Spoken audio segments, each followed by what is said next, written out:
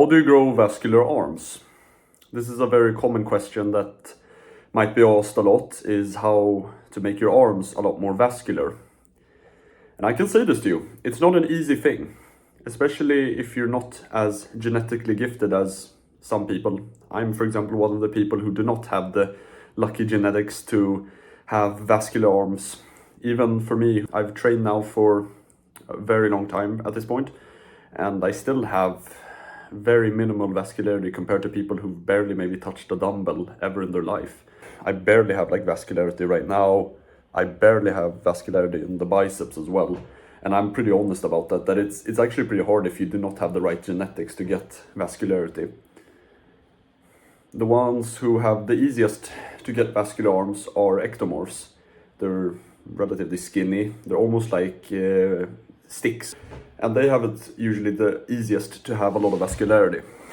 I'm one of the people who are not ectomorph, so I have, and you might be as well, someone who is not an ectomorph, and it becomes pretty problematic if you want to have very vascular arms, and it's something you have to cope with for a while, that you just don't have it. But the best way that you can really do it now is just to keep working out, try to build muscle, try to build your biceps, make your biceps bigger, and grow your forearms. And the best way, which you know by now, of the best way to grow your biceps according to me, is by using the hammer curls, training the bicep and the forearms as well. The best way in order to build bigger arms especially, and somewhat of a vascularity in the arms. And the truth is also that a lot of people who have very vascular arms, many of them who are not ectomorphs, tend to be people who have juiced up a bit, and they get the vascularity because of that. And that's also why very many people who have like very big wrists in general, I'm one of the people who do not have that big wrist. I don't really have the genetics for that, but people who've juiced up a bit get it very easy to get bigger wrists.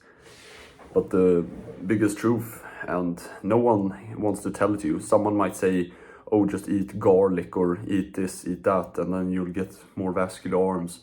The truth is that the best way they can do it is by just accepting that you might not have the body type that'll have it easiest. I'm not saying that it's impossible, but it's easier to be shown if you're an ectomorph to see your vascularity in the arms, for example.